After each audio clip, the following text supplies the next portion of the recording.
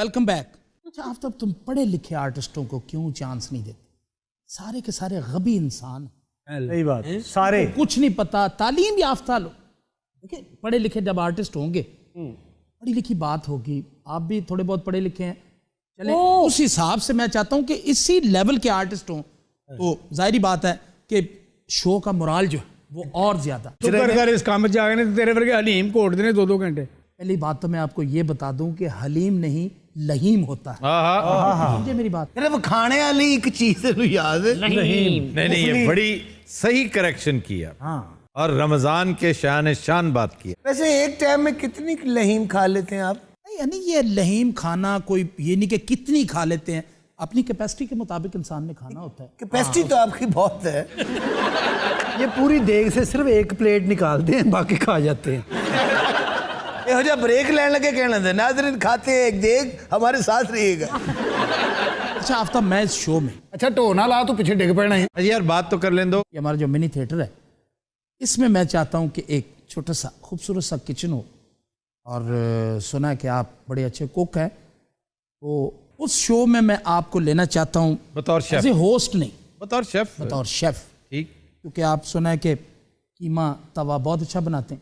मैं लातादाद चीजें बहुत, मैं तीतर बहुत अच्छे बनाता हूँ। मैं सिस्सी बहुत अच्छी पकाता हूँ। जो कसम तेन सिसी दा पता है? तेन सिर्फ लस्सी दा पता है और मिस्सी दा पता है।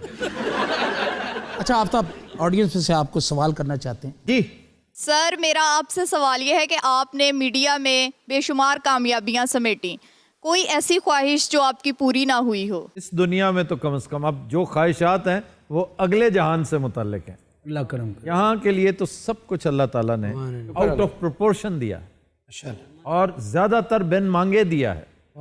और सबसे ज्यादा मुझे अंदेशा नाक यही बात रखती है कि जब इतना कुछ अल्लाह ताला यहाँ पे अता कर देता है, तो फिर कहीं ये ना हो कि, और ऐसा होता भी है कि आपकी मार्किंग ऊपर फिर बहुत सख्त होती है, बहुत स्ट्रिक्ट होती है, बस उससे डर लगता है। बाकी यहाँ पर अल्लाह ताला ने, क्योंकि मैं बहुत कंप्लेसेंट आदमी हूँ इंतहाई, और उसका लिटमस टेस्ट ये है कि सन 2008 से पहले आपने कभी मेरी शक्ल नहीं देखी थी, जबकि प्राइवेट टीवी आए हुए 8-9 साल हो चुके थे। मैं अगर चाहता तो सन 2000 से ही शुरू कर देता ये सिलसिला। मैं तो कैमरा शाई था।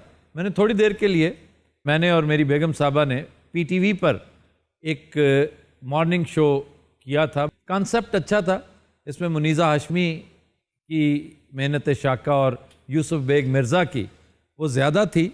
हम दोनों यानी एक घर में 2 मीनिंगफुल लोग, बहन भाई, बाप बेटा, बाप बेटी, माँ बेटी, उन दोनों को बुलाया करते थे हम, जैसे हमें बुला रखा है। तो एक अच्छा इंटरेस्टिंग शो जिसमें एक आध गाना भी होता था, सोशल इश्यूज़ पे डिस्कशन होती थी। लेकिन वो मैंने तौन व करहन किया था, क्योंकि वो बहुत ज़ोर से मेरी बेगम साहबा को आया हुआ था, मुझे कोई इतना ज़ौक़ व शौक़ नहीं था। लेकिन जब 2008 में काम शुरू हुआ तो फिर सिलसिला चलता गया। मैं इस बारे में कोई बहुत एम्बिशियस नहीं था। अल्लाह ने फेम भी दी, नेक नामी भी दी। नाम कुछ भी नहीं होता जब तक उसके साथ नेक नामी ना हो। नेक नामी है असल चीज़। अल्लाह से वो दुआ करनी चाहिए, अल्लाह से फेम नहीं मांगनी चाहिए, शोहरत नहीं, अच्छी शोहरत मांगनी चाहिए। और अल्लाह ने बेपनाह पैसा भी दिया। बेपनाह से मुराद है जितनी आपकी ज़रूरत है उससे कई गुना ज़्यादा।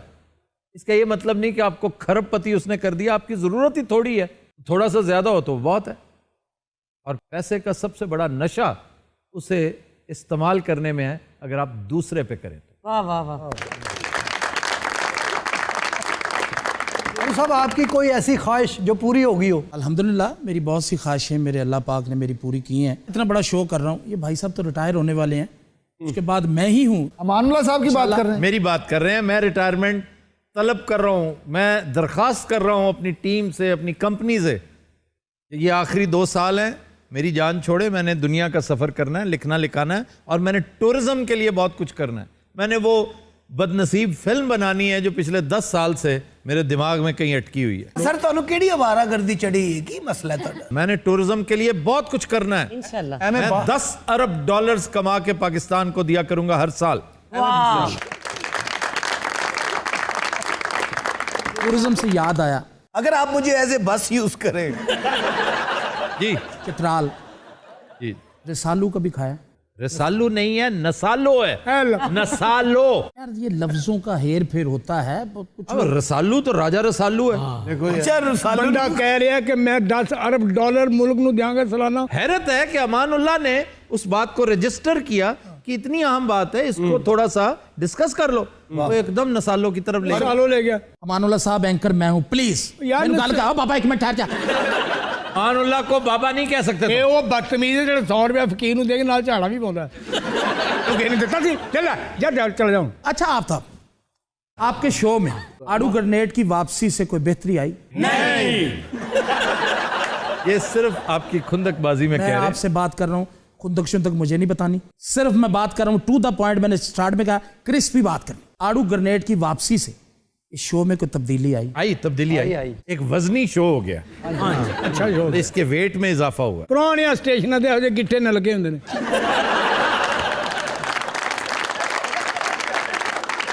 कोई एंकर ने तैयारी नहीं की, इसको आफ्ताब इकबाल के बारे में पता कुछ नहीं है।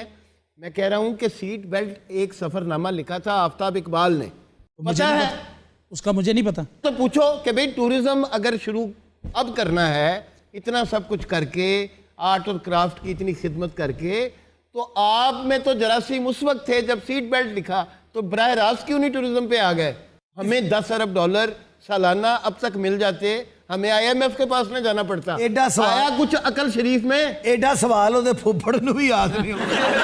अच्छा बाकी तुम कर लो जो सवाल करना, चलो करो। मेरा सीधा सवाल है आफ्ताब, आपने उर्दू कॉलम भी लिखे हैं, अंग्रेजी कॉलम भी लिखे, बेस्ट कॉलम कौन सा लगा? बेस्ट कॉलम तो अब नहीं कहा जा सकता, एक सीरीज ऑफ कॉलम्स।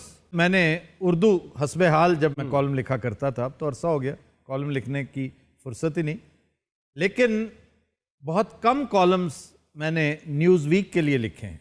अच्छा, वो मैं समझता हूँ यादगार कॉलम्स हैं, क्योंकि इंतहाई खुश्क से एक मैगज़ीन में जहाँ हर चीज़ बड़ी संजीदा होती है, और मेरा स्टाइल मैड मैगज़ीन का मैं फॉलोअर हूँ, तो उस अंदाज में मैंने कुछ कॉलम्स उसमें तहरीर कर रखे हैं, लेकिन बड़े कंट्रोवर्शियल भी हुए, बड़ा शोर भी मचा उन कॉलम्स पे। तो मैं यंगस्टर्स से कहूँगा कि वो कॉलम्स पढ़ें, आपको लुत्फ़ आएगा कि न्यूज़ वीक में भी हम इसी अंदाज के कॉलम्स।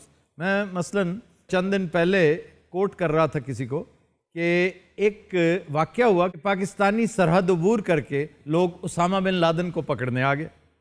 अब उनके पास बड़े मॉडर्न गन शिप्स थी, उनके पास चनूक था, उनके पास अपैची था, अच्छी, ये बड़े मॉडर्न हेलीकॉप्टर्स हैं।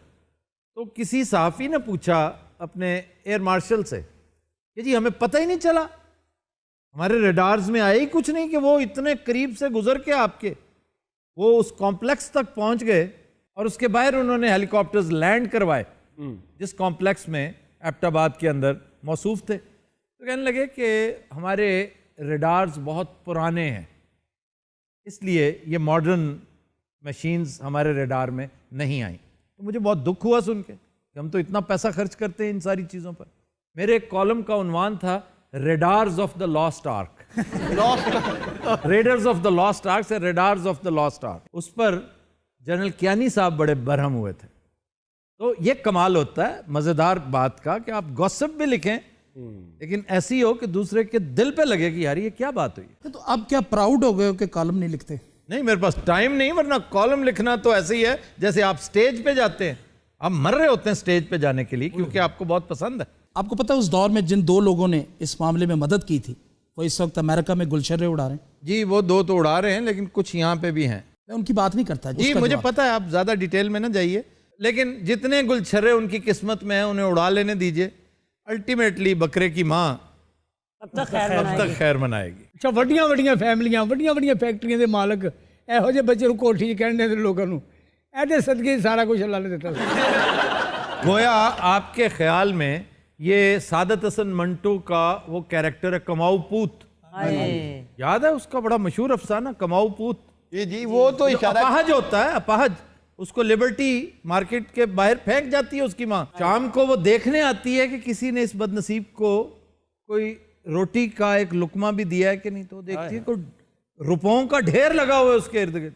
वो फिर 7 कोठियां बनाते हैं माँ बाप उसके, अपनी 7 बेटियां ब्याहते हैं, और उसको कमाऊ पूत कहते हैं। ਇਹ ਵੀ ਕਮਾਊ ਪੋਤਾ ਜੀ, ਇਹਦੇ ਘਰ ਦੇ ਇਹਨੂੰ ਸਟੇਡੀਅਮ 'ਚ ਸੁੱਟ ਜਾਂਦੇ ਸੀ।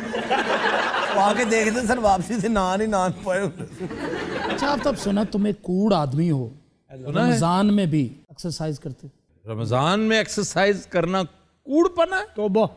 ओ बेवकूफ, इससे ज्यादा खूबसूरत मौका कोई नहीं है। और खाली पेट, कभी कप्तान से पूछो, तुम्हारी असल में बनती नहीं है ना कप्तान से, तुम उसके ऑपोजिट कैंप से हो। इमरान खान ने जब भी एक्सरसाइज किया खाली पेट किया और कमाल किया। अब आप कप्तान की बातों में चला जाऊं, वो तो एक अजीब किस्म का आदमी अच्छा, है। 7-7 किलो वजन बांध के पैरों के साथ वो भागता है, होता है, उसकी बातों में करते चले हैं, जाऊं। ऐसे करते हैं, मैं भी- यार रोजा लगता है बंदे दा बेड़ा गर्क हो जाता है। आ तू शोधा है, तेरा हर चीज दिल करता बहुत आ। यही तो वक्त होता है बर्दाश्त का, तज़किया इसी को कहते हैं कि जब दिल करता है ना अपने आप को कंट्रोल में, ये दिल ही है जिसको कंट्रोल कर ले। जिस दिन आपने अपना दिल कंट्रोल कर लिया, दिल मैं किया है। बात हो रही थी एक्सरसाइज की, रोजे की। रोजा लगना चाहिए, रोजा लगवाना तो नहीं चाहिए। लगवाना क्या ये आप खुद ये एक्सरसाइज भाई, भाग जो भूग के- मसलन मैं स्विमिंग करता हूं रोजे में नहीं कर सकता। मेरा बुरा असर है कि मैं स्विमिंग को मिस करता हूं, लेकिन कर रोजा रख के आप स्विमिंग कर ही नहीं सकते। और उसमें आपको पता है कि रोजा टूटने का खदशा होता है। उसमें 99.9% रोजा टूटता है, आपको पता नहीं भी चलता रोजा टूटता है। इसलिए इसका चूंकि एहतमाल इतना ज्यादा है, आपको स्विमिंग नहीं करनी चाहिए। आप हल्की फुल्की वेट ट्रेनिंग करें, आप अच्छी सी कोई चीज लगा ले, रोफ क्लासरा की गुफ्तगू लगा ले और ट्रेडमिल पे चढ़ जाए और मजा भी करें, एंजॉय भी करें। ट्रेडमिल दी समझ आवे ना ओदी गुफ्तगू दी आवे। नहीं नहीं नहीं, उसकी तो बड़ी मजेदार गुफ्तगू होती है। ब्रिटिश करंसी लिए ना, ਉਹਦੇ ਉੱਤੇ ਇਹੋ ਜਿਹੀ ਡਰੀ ਫੋਟੋ ਹੁੰਦੀ।